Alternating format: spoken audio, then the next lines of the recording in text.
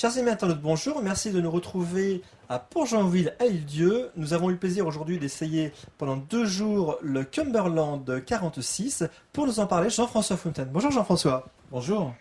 Alors aujourd'hui nous avons navigué avec un temps relativement calme et hier une mer plutôt agitée. On peut remarquer que ces coques passent très très bien dans l'eau. Quel est le secret de ce bateau? Je crois que nous avons commandé à Michel Joubert et à Bernard Nivelle, qui sont les architectes de cette carène, d'avoir des bateaux très polyvalents. Et puis une carène de bateau à moteur, c'est une carène qui a des spécificités.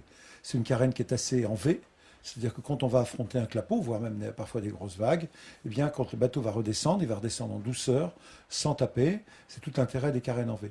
Et puis quand on est en eau plate, qu'on va aller assez vite, eh bien ce V va fondre l'eau, va lever un peu de spray, et ils ont dessiné des carènes avec un spray rail, ce qu'on appelle un petit redent minuscule, qui va casser le spray, qui fait qu'on va pouvoir être parfaitement au sec sur le pont ou sur le fly. Donc ce sont des dessins qui ont été initiés pour les bateaux rapides et qui sont parfaitement performants dans ce type de conditions. C'est très important pour nous parce que le bateau moteur, vous savez, on peut être amené à affronter tout type de temps. De la mer calme sur laquelle on va allonger des milles avec une consommation très modérée, ou des mers un petit peu plus rugueuses comme nous venons d'avoir, et qui sont des mers dans lesquelles il faut pouvoir continuer à naviguer, bien sûr, et dans des conditions qui soient tout à fait correctes. Il ne s'agit pas que ce soit une navigation dure, avec des chocs violents. Il faut au contraire qu'on garde de la douceur dans une navigation, dans une mer un peu difficile. Alors le chantier Fontaine-Pajot est le seul chantier au monde à proposer une véritable gamme de multicoques à moteur. Vous pouvez nous présenter un petit peu cette gamme?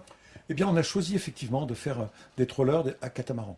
Pourquoi? C'est qu'on considère d'abord que la notion du trawler, c'est-à-dire du voyage en bateau à moteur, est une notion très forte, très importante depuis longtemps.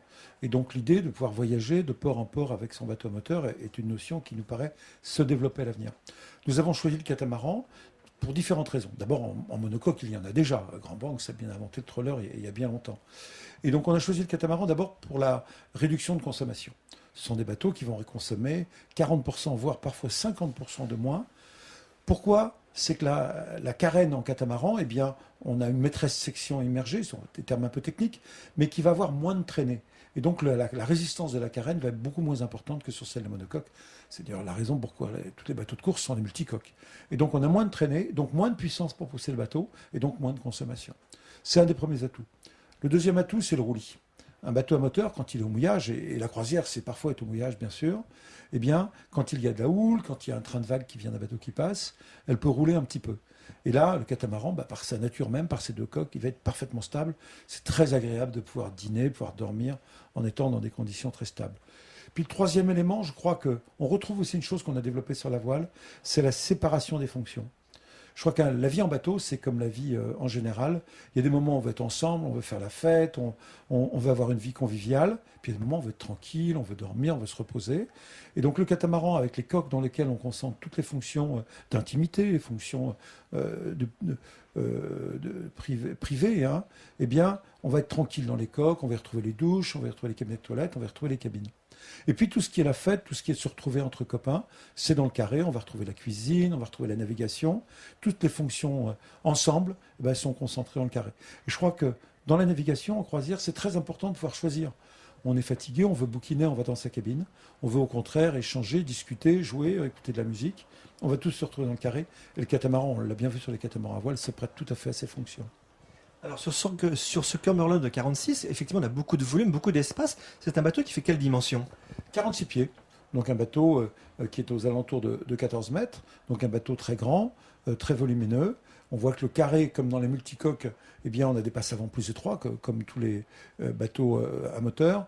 Eh bien, on va avoir un carré très très large. C'est-à-dire que la cuisine ne veut pas encombrer le passage. On va pouvoir avoir une salle à manger à l'intérieur, un espace comme nous sommes là, c'est-à-dire à la fois un poste de pilotage et un espace de convivialité. On va retrouver tout l'agrément des multicoques avec de la largeur. C'est aussi un bateau sur lequel les coques vont être assez agréables, puisqu'on va avoir du redent vers l'intérieur, donc de la largeur pour le lit. C'est vraiment un bateau qui offre un confort à la mer très agréable. 46 pieds, on va retrouver l'équivalent d'un petit yacht de 60-65 pieds. C'est un bateau qui est équipé de 2 postes de barre, hein. Tout à fait. On va retrouver les systèmes classiques, un poste de fly qui permet de naviguer quand il y a beau temps, comme nous avons eu. Puis c'est très agréable d'être en haut, on a une magnifique vision sur le large. Puis dès que les conditions sont plus rugueuses ou si jamais il pleut, eh bien on se met à l'intérieur, on est ainsi à l'abri, on peut continuer à échanger dans des conditions beaucoup plus confortables, ne pas être rincé à chaque vague. Donc le double poste de barre est indispensable pour ce type de navire. Alors Jean-François, dites-nous, sur ce bateau, existe-t-il différentes versions? Est-ce qu'un futur propriétaire peut vous demander des petites modifications?